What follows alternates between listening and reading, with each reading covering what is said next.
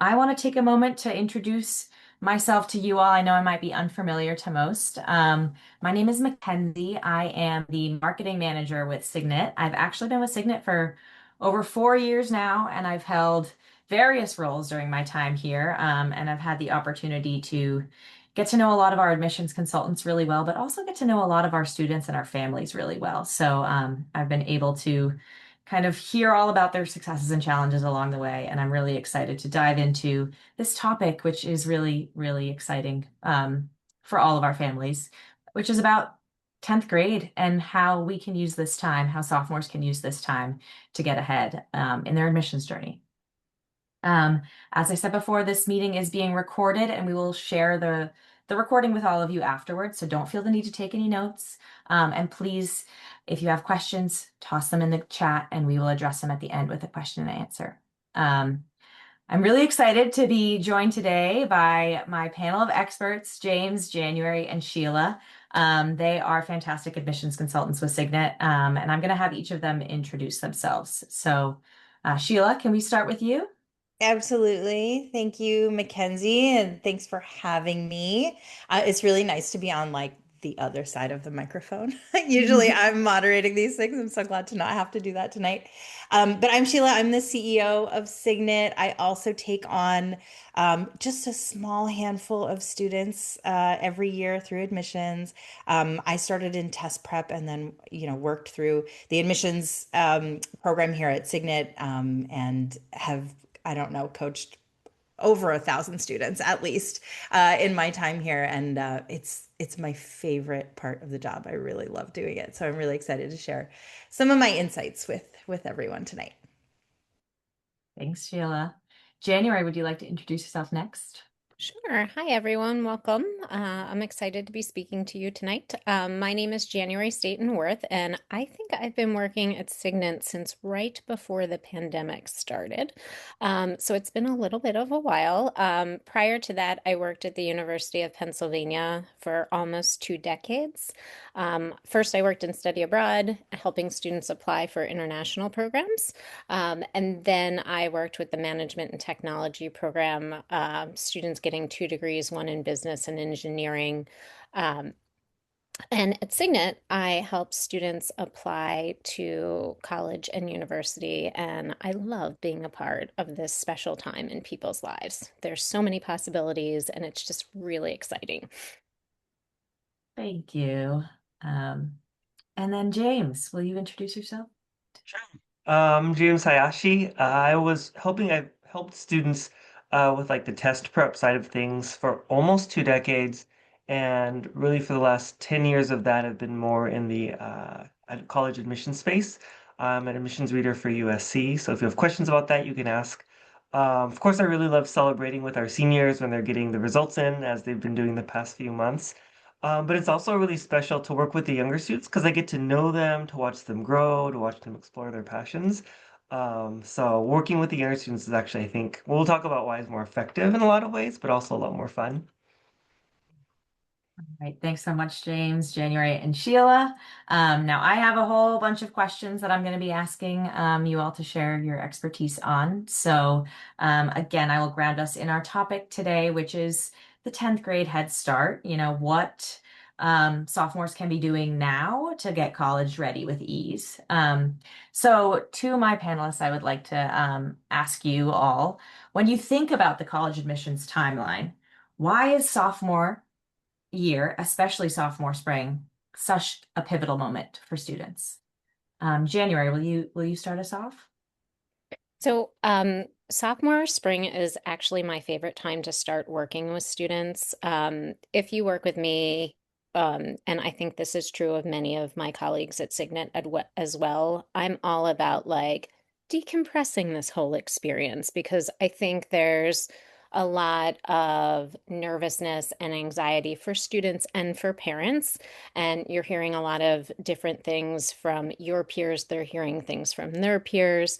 There's the wonderful internet and Instagram and all of those fun things that are um, very noisy.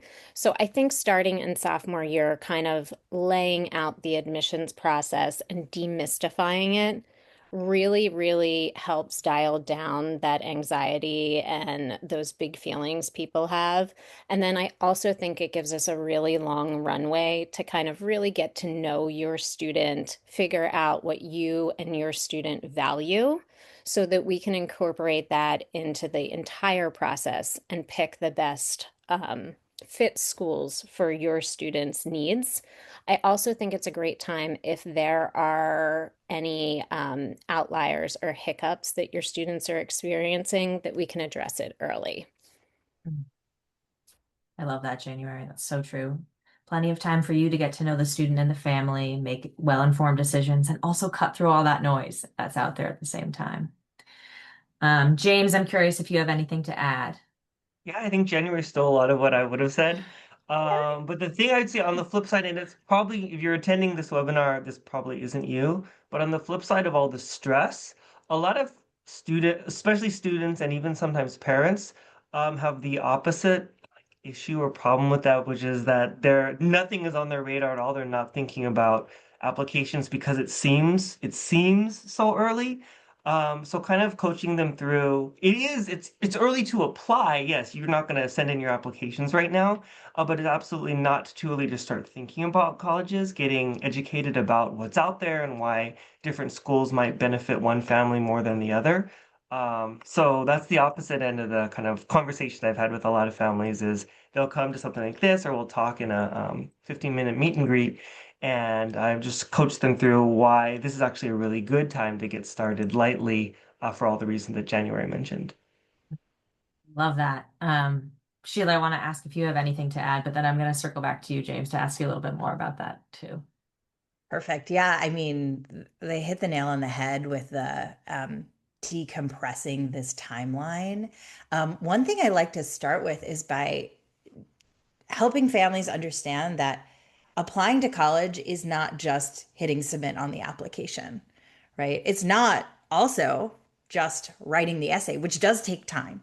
It's so much more than that. And it's starts with, how's your kid doing in school and what are their extracurriculars and what are you doing about the SAT and the ACT? And so much of that can be done before you get to senior fall. Please do it before senior fall. It's very hard to do all of that in senior fall in an intentional way that, you're not just like running around like a chicken with your head missing. Hmm. So first we have to kind of unpack that. It's not just this, form that you fill out. It's all of the things that they're experiencing in high school and how you want to document it in that form. And so getting the lay of the land, even if that's all you're doing in 10th grade, is going to be a huge benefit to you. Right. But I think about sophomore spring as a time to, maybe parents are sort of already oriented to this, but now is the time where you can start explicitly orienting the student to the college process because it's literally right around the corner, right? And so I'm thinking also about let's figure out what our testing strategy is. If we're testing, if we're doing the SAT, if we're doing the ACT, what does your prep look like? When are you going to test?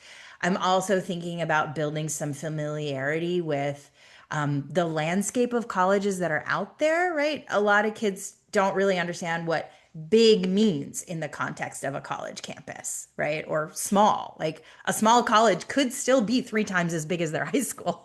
It might not feel small to them, but in the landscape of college options, it might be. So kind of building that familiarity so we can start to understand their preferences. And then as January said, like getting to know their values, their priorities, their goals, the kinds of people they want to be around and that they learn best with. Building all of that kind of foundational knowledge is only going to help clarify all the other pieces that come after this. So, sophomore spring is sweet spot for that. Yeah, thanks, Sheila. So what I'm hearing is, when we're looking at this seemingly huge and overwhelming process. It's overwhelming to me, and I work at Signet, just to kind of orient us. Some things that we can start to consider at this point in the sophomores' high schooling is a testing plan, extracurriculars, summer plans. Start to familiarize themselves with what a college experience might look like, and also start to explore their values as kind of stepping points. Um, Sorry, James, I did have a follow-up question for you. When you hear families say, isn't this too early? Or have that sort of misconception in their mind that this point is too early. You said that you sometimes coach them through why it's not. Can you share what you do say to them or what you might say to students who have that misconception too? Yeah, absolutely. It's a little bit of an expanded version of some of the things Sheila just touched on. But if you think about the application, by the time you're like even a rising senior or a student who's in their summer before senior year, the two main levers you can pull on are what is my essay going to be about, and what colleges am I going to apply to? And for some students, they already kind of know where they want to apply, so that's not really a thing we can tweak as much, or at least they don't want to move it. So the main thing we can do is your essay, right? Whereas if you start as a sophomore, it's earlier intervention for consultants at Signet to, not in a pesky way, but in a helpful way, check in on grades and make sure just the GPA is as strong as it can be all along the way, right? So we can still move that needle. There's time for things like test prep, whereas by the time you're a senior, you're probably done with that. There's time to build your summer activities list and explore different options of things you might not have considered. And there's time to even to think about like letters of recommendation, not in a like a overly strategic way, but just to be like, oh, I didn't think that was a thing. Yeah, let me try to talk to my teachers a little bit more after first period, or let me try to raise my hand a little bit more. So all the variables are in play when you're at this time of year, a sophomore in the spring, versus a senior who most of those pieces are set.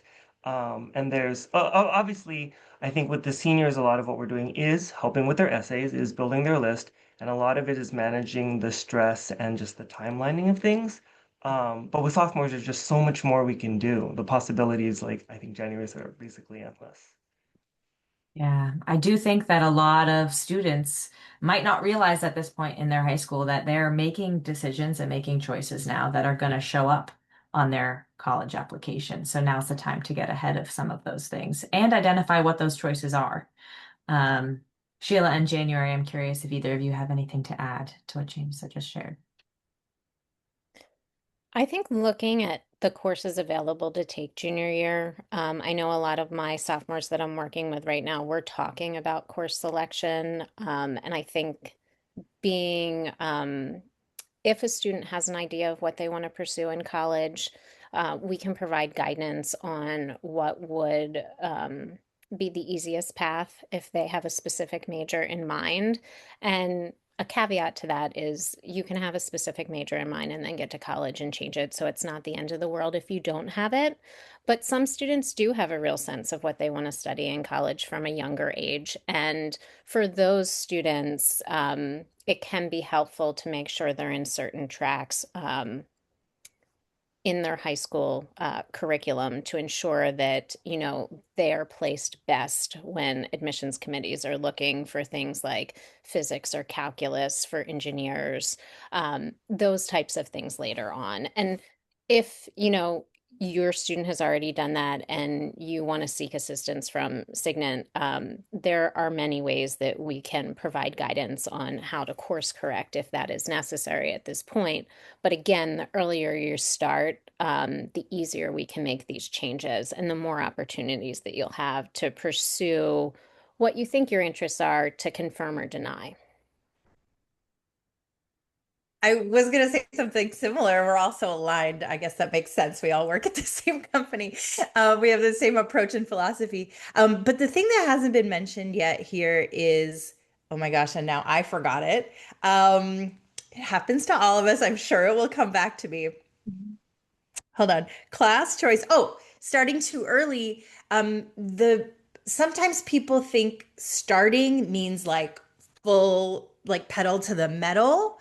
And sophomore spring, it definitely doesn't mean that, right? Even if we might be talking about things that involve a lot of work, like a testing strategy, it doesn't mean starting, like starting doesn't mean we're going to start weekly test prep sessions.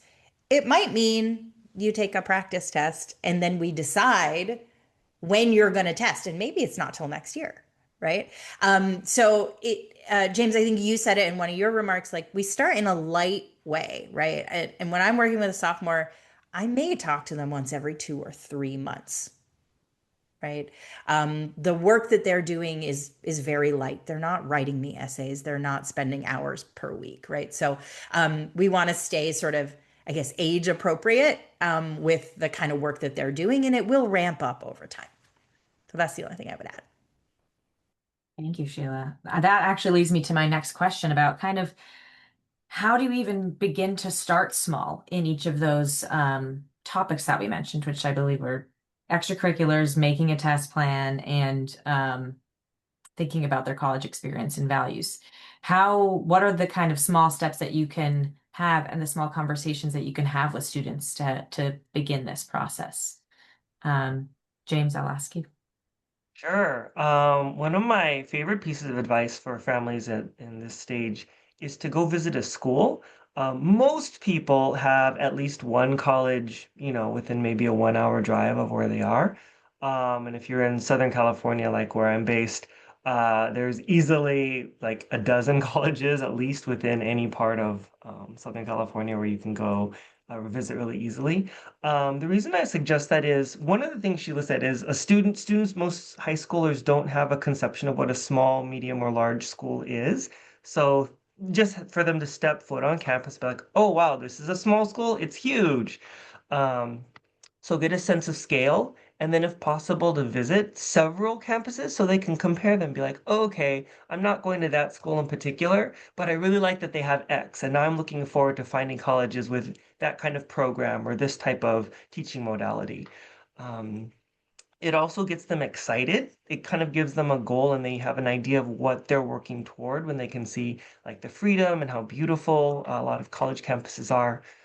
So instead of just kind of working hard to some nebulous goal, they know like, okay, that's the cool thing I'm going to get to do, and the more options I'll have when I'm finally applying and then getting ready to go. So, and I think it's relatively easy if you can sign up for a tour, go on it, come back, and maybe even write down a few thoughts of what you liked or what you didn't like about the campus or the tour. So it's like a really easy way to start small, but I think it can have a big impact on the student's vision of what they're doing and why. I agree. I love that. January, I'm curious if you have anything to add. I love that. I'm also like a huge fan of stationery. So I would get like a nice little notebook, and that can be your notebook to write all your notes down. And I would do the brain dump as soon as you get home because I don't know about you, but my memory is going. So I would write it down before I forget. And that leads me to what I like to start with students. And I think of it as an activities capture because when I meet students in the junior year and I'm like, can you tell me a little bit about the activities that you participated in starting in ninth grade? And even high school students have trouble remembering exactly what they did in ninth and 10th grade. And then the Common App gets really granular and is like, how many hours a week did you do it and how many weeks per year? And some people are like, oh, I don't want to say anything wrong. And so I think if you start with working with students in the sophomore year, this is really great homework to give them that's like really easy, a nice way to like dip your toes in the college admissions water to be like, let's make a spreadsheet on your activities now why they're fresh in your mind. So for me, that's like an easy starting point with students. Normally, what I like to do is I'm like super curious and I like to ask a lot of questions. So I ask students a lot of questions about what they're thinking about in terms of college, what they like in high school, what they don't like, if there's anything that could make the experience better. And then I use that information to work with my Signet colleagues to kind of create an initial list, and that's my homework because I feel like we're a team and we're each adding to this effort.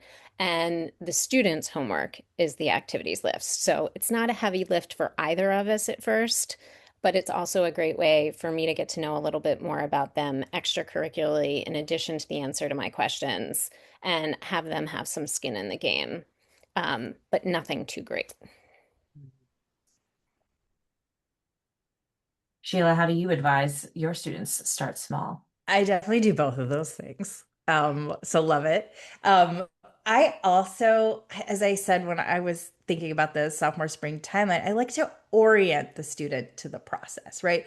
They've heard, even by sophomore spring. They've heard all kinds of just crazy stuff that is not based in any truth or data.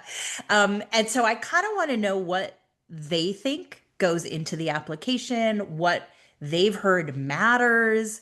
And sometimes we do this as a family. So I'm hearing from, parents as well. Well, we know the SAT is more important than everything. And, I'm not there to shoot anybody down, but I will correct misunderstandings so that we can all be on the same page. Right. And I think that the closer students and their parents can be on that same page, the easier time everybody's going to have. Right. That doesn't mean that like everybody's going to hold their hands and like go skipping through the process. Like there's still going to be some stress and disagreement, but we at least need to be starting from the same premises. Right. So having a conversation where we can really talk about like, here are the things that we know matter for college admissions. And let's dispel or address some of the things that you've heard, the questions, concerns, rumors that might be going around in your particular high school whirlpool, so that we aren't thrown off track by those and we can all be focused on what's actually the best interest of the student. Thank you. I love that. I'm going to take this opportunity to kind of pivot us into talking a little bit more about how to start talking about a test plan. In my eyes, it's a little bit the chicken or the egg. You have to think about what colleges you might be applying to in order to create a testing plan, but how do you know what colleges you can apply to without having a test score? So how do you begin to navigate that conversation with your students when they're in their sophomore year? January? So I always bring up test prep just to kind of get a sense of what students think about testing. Like, is this something that they're excited about, they're open to, they have anxiety about testing? And then again, I try and be really curious. Like, what are your thoughts on testing? How do you feel about it? Tell me more about that. And then I talk to them, as Sheila just mentioned, about the different parts of the application and how testing fits into the application. So it makes sense to everybody. Um, some of the students I work with in sophomore year have already taken some testing, which gives us some good background. Um, in my experience, I bring up the different options. I explain why some tests are traditionally better for some students versus others. And I explain that, at Signet, there is opportunity to support students with test prep, the timeline for that, and also the the typical score range that students can improve and the types of, how it works. Like you take a practice exam, you identify areas for growth, and then you work with somebody one-on-one on that. And sometimes students will come to me and say, I'm already in like a group thing. I just had this with a student who said to me, I'm taking a group test prep class and she had missed a couple of them. And she's like, I feel like I'm really far behind. And I was like, one-on-one might make better sense for you because if you're already behind, I don't know how you're going to catch up. And so I reached out to my Signet colleagues and that they reached out to her. And now she's doing that. She's taking the SAT at her school on Thursday. And I talked to her on Sunday night and she's like, I'm feeling so much better about it. So I think, even sophomores might already be thinking about it. And I have met sophomores who've taken it, but no matter where we start in this process, I think explaining the situation, how test prep works, the different tests available, and seeing where students need support and providing it. Absolutely. James, do you have anything else that you would add? Just that, and you'll probably hear this is my big theme for today. Just trying things out. So if the student can, even if they've already taken like a PSAT, I'll encourage them to take like a practice ACT, just to try it out. There's a easy conversion that all admissions officers can do between the scores. So the difference isn't necessarily like they're going to score way higher on one test than the other. To me, the difference for most students that I've worked with is some students prefer the way the time is laid out, like how much time is allocated in different sections. Some students respond better to the way the questions are phrased on one version of the test versus the other. Um, or even for modality when that was a bigger difference, like a paper test versus a computer test. So just to, my biggest thing is just try out both ones, and then we can talk about, did you like one test format better than the other? Did you absolutely hate it so much that you can't conceive of yourself like putting in a little time every week to prepare for it, and then we know the score they have is the score they have, otherwise they're test optional? Or did they think it wasn't so bad and they wouldn't mind doing some test prep, especially knowing that it could be important for their college admissions decisions? So, trying out the tests, I think, is really good because it gives us a baseline to see how they feel about testing and test prep, and then we can go from there. Yeah. Sheila, anything to add on your end? I mean, I think they pretty much covered it. It all Mhm. starts with dipping your toe in the water so that we can make informed recommendations about which test, like how much you might improve, like January said, and what that improvement is going to take, right? Like Mhm. for some kids, it's just, oh, you're almost there. You just need a little more familiarity. So, like, let's practice and you can take the test at the end of next summer, right? And get it out of the way before junior year begins. For other kids, there might be a little more performance anxiety, and it's going to take more than just practice. They need some strategy, they need some accountability, some co-regulation from somebody, to help them get through this stressful thing. And then, one-on-one tutoring might be the thing for them, or maybe it's a class because their friends are in it and they feel like, okay, I can do this. Um, at the same time, there's some people that, can't get through a diagnostic or just refuse to do one. Um, and then we know what colleges we can and can't look at, right? Mhm. If they're not going to do a test. And just to be clear, like I think it's more than 90% of colleges are still test optional. So you can get into a great college without a test score. At the same time, a really strong test score can help your application. So it's worth taking some measurements to see, are we within range of a really strong score for the kind of colleges you might be looking at, because then that could unlock merit scholarships for you. It could unlock a whole bunch of other things for you, right? So it's worth investigating. The other thing I'll say, and I know you're going to talk about what we're going to discuss next month, so I'm not going to steal the thunder there, but the other thing I'll say is that we still live in a world where colleges can change their testing policies.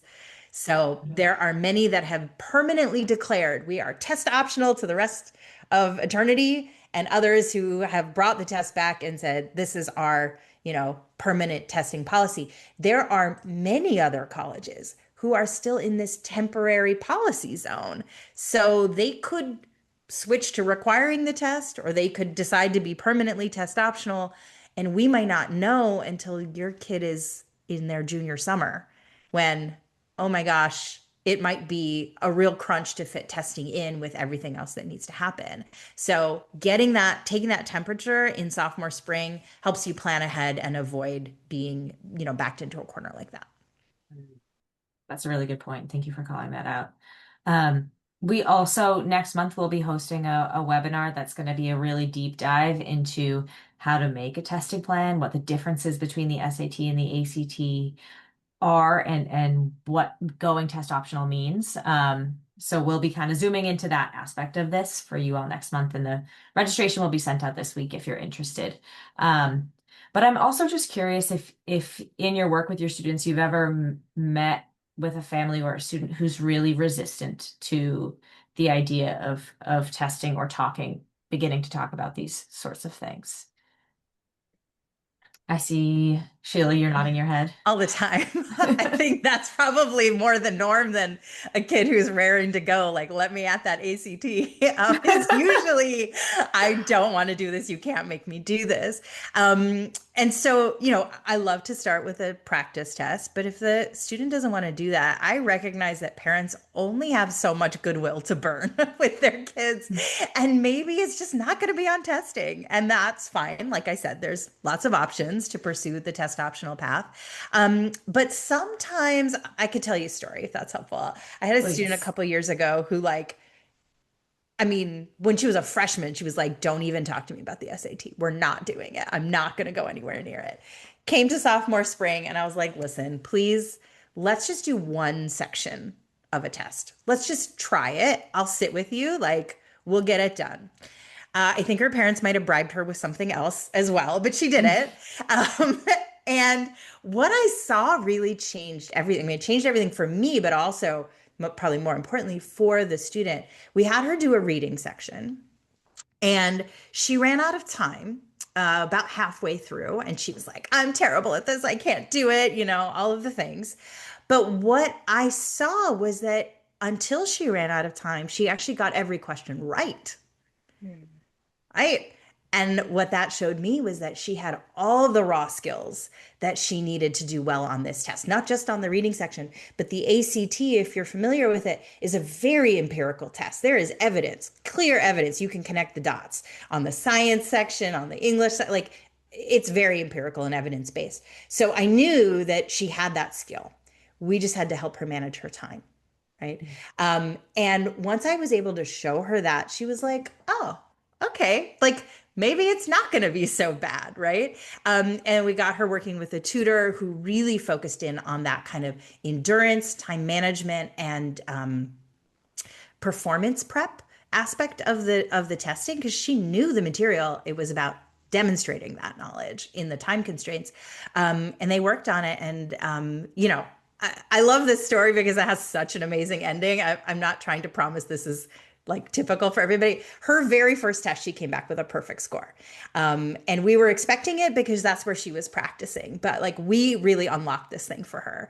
And it unlocked a kind of confidence in herself, right? That people hadn't seen before, her parents hadn't seen, she hadn't seen. And it was really amazing to give her that win early in junior year because we had started at the end of sophomore year, because that just like drove the rest of her process. Mhm. I love that story. Thank you for sharing, Sheila. James, were you nodding your head when I asked if you've met students who are resistant to talk about testing? Do you have any Yeah, stories to share? the same as what Sheila said, in that more students than not are against if they can at all avoid it, rather than take it.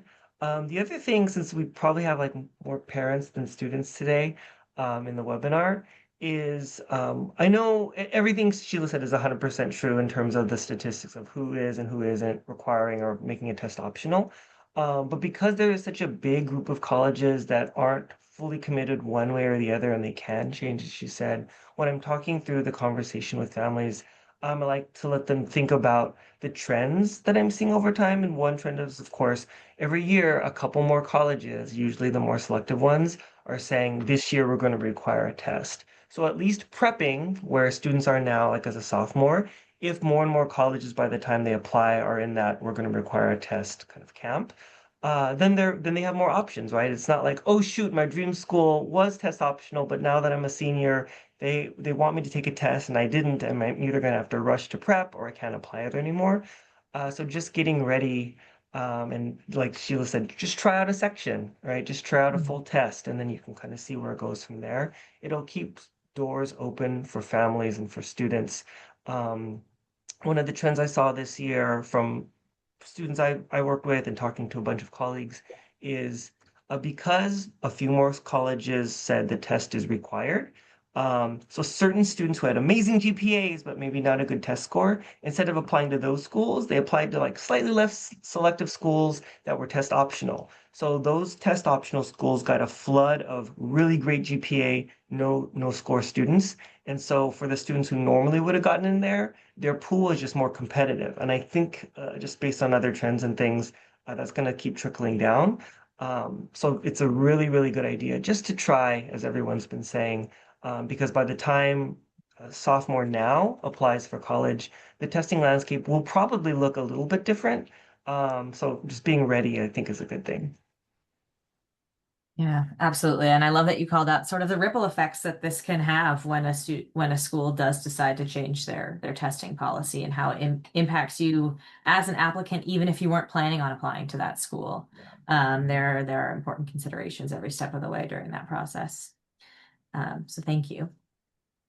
Um, I really liked hearing Sheila's story about the student that she worked with starting sophomore year, and I want to kind of pose a similar question to James and you, January. But when you think about students that you've worked with their sophomore year, what kind of transformations have you seen in them, specifically for students that you started with sophomore year throughout the duration of the rest of their high school career versus like how your work and the difference in your work with it has been with students who you start later on in high school. Do you have any specific student stories to call out or answers to that in general? January, we can start with you. I worked with a student who I met and was fabulous, and his life dream was to work for the United Nations. And when I met him, he was attending a French English school in Vancouver, Canada. But he was also studying Spanish at a very high level.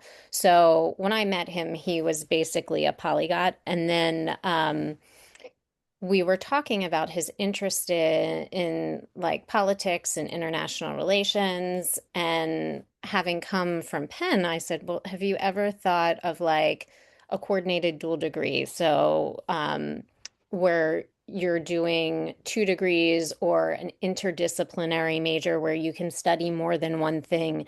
And he was like, no, I hadn't thought of that. He's like, I'd only thought of Harvard. And I was like, well, let's like branch out a little bit and see what else is there.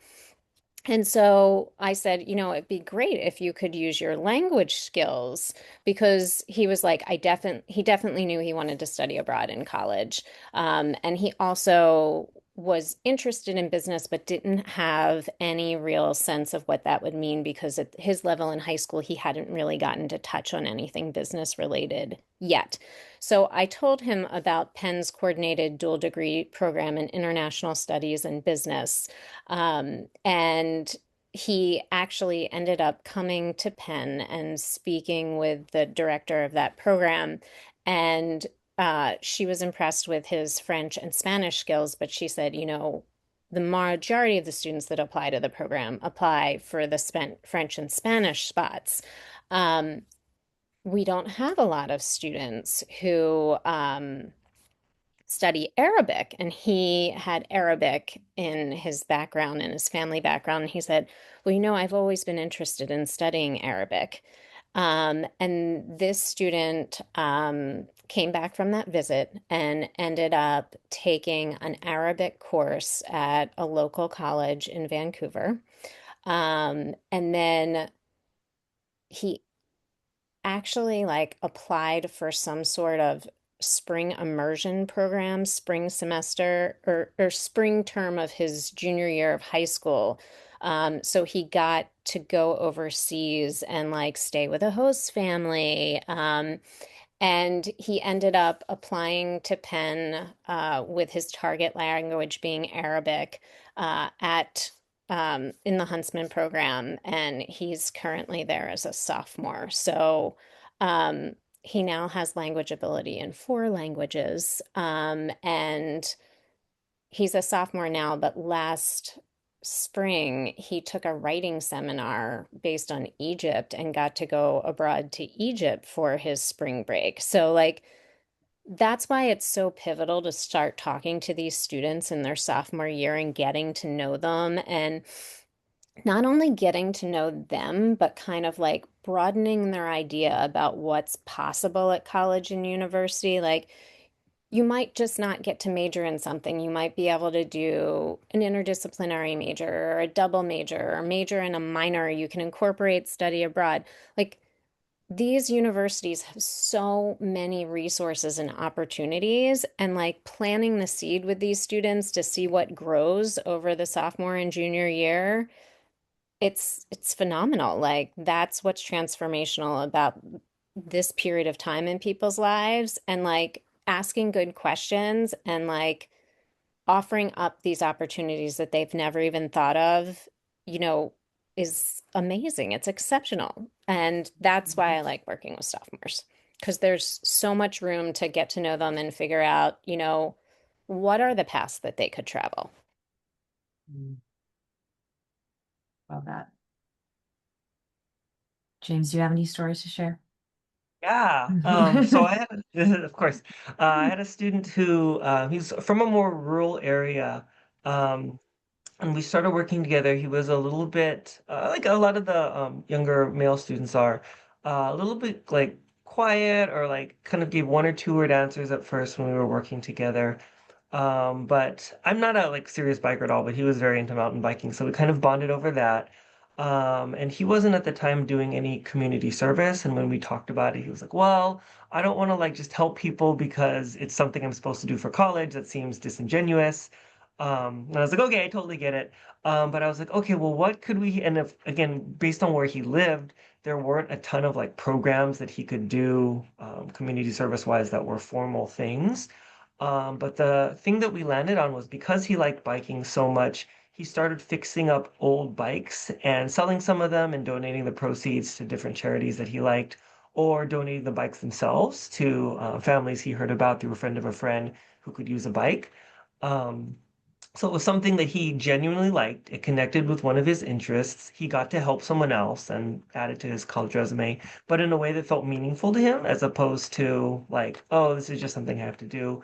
But if we had started later, one, he wouldn't have had as much time to do the thing. But I don't know that we would have thought of that kind of in the pressure cooker of like, we're trying to get ready and like, let's brainstorm, right? So just starting with the students early, like that gives us a little bit more time, a little bit more space. It doesn't feel so rushed. But also because he had a couple summers before he was going to apply, um, we just looked at different like summer program catalogs, talked through things, and he tried a photojournalism program and loved it. And that ended up being he in the program he took this really amazing photo.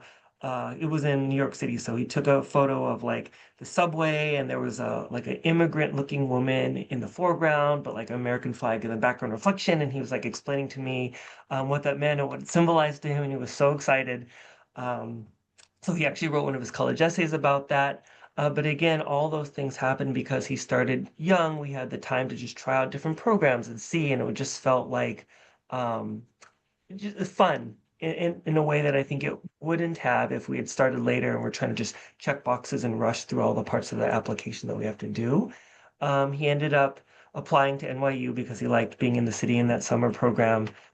He got in and he's having a fantastic time there. So he's one of the students I started with early that I think most fondly of. Thank you both for sharing. I could listen to your student stories all day long. They just make me have the cheesiest smile on my face. Same. I came off mute to say that. Like my cheeks are starting to hurt. I love hearing these stories. It made me think also that like a commonality that we're all talking about here is like a lot of families think that to start the college process, you need to get narrow. You need to know your major. You need to know what college. You need to know all of these things, and then you can start. But actually, the process is about expanding and understanding the opportunities and possibilities, exploring some of those things so that you can make intentional and informed decisions about if you want to narrow or what you want to narrow to, right? I talk to so many parents who are like, oh, we need to know our major before we can know our college. Not at all. Absolutely not. But I know it feels that way. And so that's why having someone like us in your corner can help you hold the space for your child to, I'm going to get really cheesy, but for your child to figure out who they are and figure out who they want to be, right? And set themselves on a path for that. That reminds me of something that I used to say often when I was talking to parents is you have to zoom out in order to zoom in. So you kind of have to get a full picture of what this whole journey looks like in order to start taking steps. You have to look at the stairs before you take your first step. Um, and also reminds me of something that another admissions consultant that is with Signet once said was that um, college research is self-research. By doing this exploration, you are also doing exploration. Students are doing exploration about themselves and start to figure out what they like and they don't like and their values.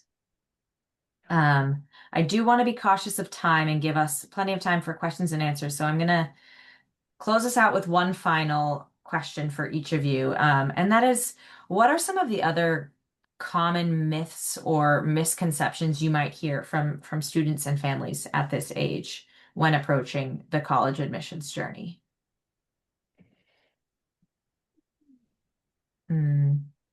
James, will you start us off?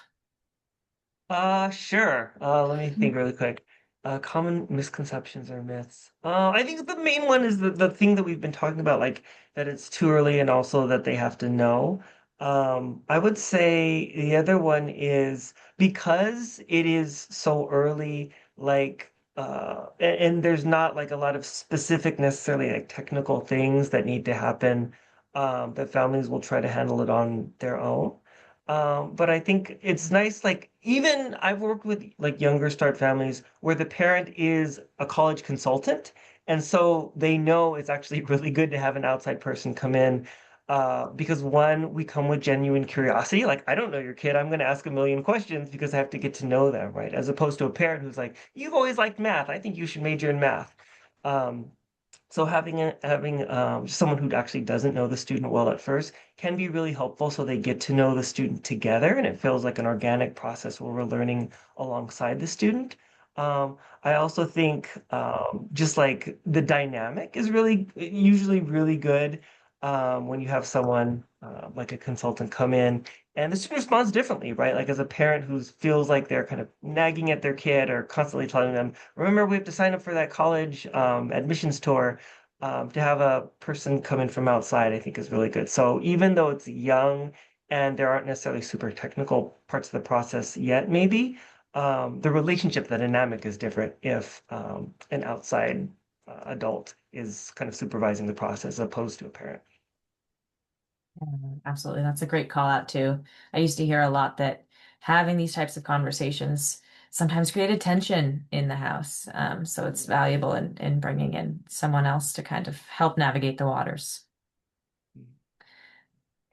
I agree with everything that James said. One of the myths, and I think this might be more on the student side that I've seen, is some students think that since they're going off to college in a year or two, that they should know everything that they're supposed to be doing, or that they have a good sense of what they should be doing due to what they're hearing from their peers or social media or what it may be. Um, and I think I used to say to my freshmen at Penn when they'd come in and be like, I'm 18 now, I'm an adult. I used to say to them, do you really want to be an adult? And I'd go over some things that, are part of your life when you're adult, like dealing with insurance and things like that. And nobody at any point in their life wants to do that.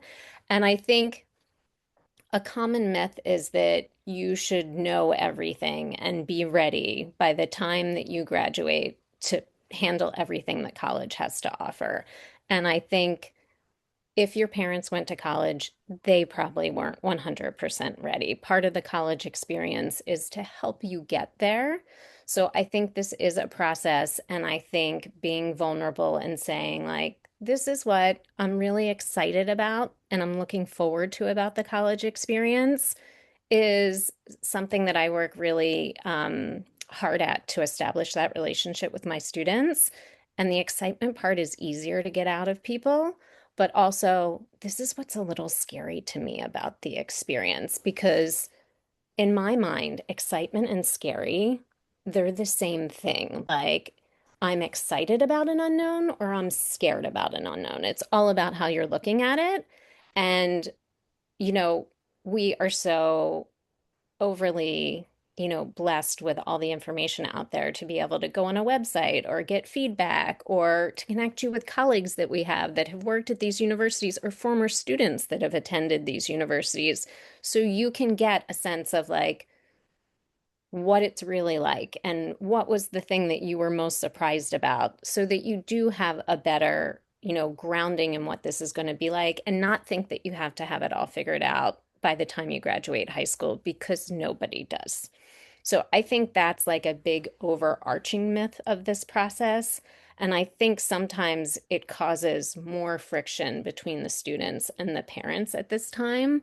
And so this is something that I'm always trying to kind of, sense out where people are and where parents are to see if we can, make this experience positive for everyone. Mm. That's a great point to add. Thank you, January. So my colleagues are so good. I'm like, what else? I think there are two that I'll mention. One is related to that great metaphor you gave us. You have to look at the staircase before you take your first step. That's so good. I'm going to use that. But a lot of families look at that staircase and they jump to step 11 instead of starting where they are. And sometimes that is like, oh, if we put the pressure on my kid, I know they'll like rise to the occasion. Maybe there are some kids who respond well to high expectation, but there is sort of an order of things. And you can't, kind of skip ahead. You also can't do them all at once. And I think that is a mistake that a lot of families make is like, okay, I know there are all these things we need to do. We need to do them all right now. And there's a lot of urgency. But we need to work on, priorities and a timeline and making this manageable because, your kids' grades are the most important thing. And we can't distract them from their schoolwork in order to do this other thing that may or may not matter, right? Depending on where you get your information. So I think that's one is going out of order or doing it all at once Mhm. can be very difficult. The other thing is like having a sense of like what actually matters. Something that I talk about a lot is character in the admissions process. There's a lot of research and surveys and information that colleges provide that show us that character is actually the second most important thing in the college application right after grades. And people are floored by this. Because we live in a society that measures people by their achievements and quantitative measures like salaries or how much your house is worth or whatever it might be. There are quantitative measures involved in the college process, your GPA, your test score, right? But that's not the only thing that matters. And slowing down to help create space for your kid to figure out who they want to be is actually really vitally important because it can provide a roadmap for everything else that you're going to do in this process. So I like to call that myth out too. Yeah, thank you. Um, Now, I know that some of you might have questions, so I want to take the last couple minutes that we have here to give you all some space to ask them and have them answered. So if you do have questions, I welcome you to either come off mute or to put them in the chat, and we'd be happy to address them.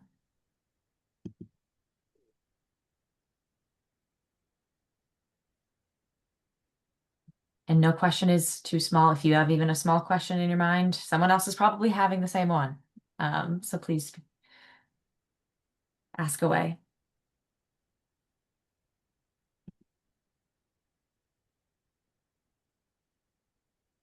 I've got a question. Yeah, That's okay. Hi, my name's absolutely. Deborah. So I was wondering what, if any, particular strategies you have for the reluctant student. The I don't want to create any types here, but my son is a decent student, takes school seriously to some extent.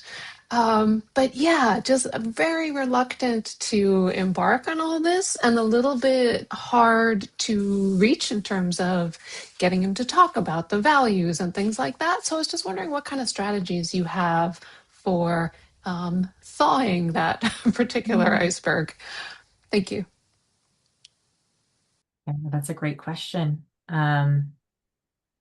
January, Sheila, Oh, James. I've got so many stories about this. I would say all of my students, Deborah, are reluctant boys. I very rarely work with an eager student or female students. I think it's because when I talk to moms of boys, they're like, you could get through to him.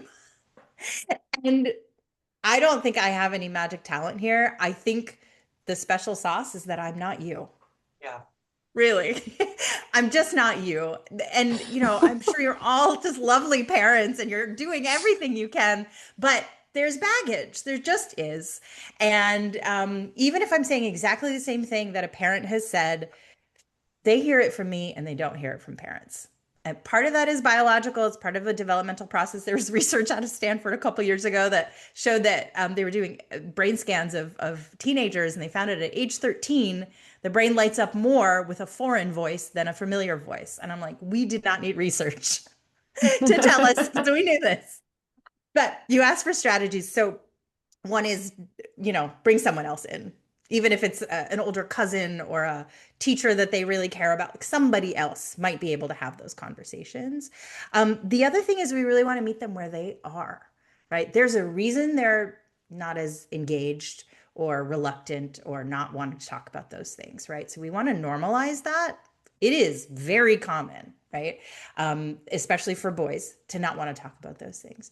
But if we can meet them where they are and understand, like, why maybe they don't want to talk about them, or in what way they would feel more comfortable talking about them, then we have a way in, right? I don't want to take up the rest of the time, but I have so many stories of young men who finally got kind of comfortable in their skin and sang Natasha Bedingfield in the locker room with their friends, and like wrote an amazing essay and came out of this with like so much more confidence and ability to articulate what they really wanted out of their lives.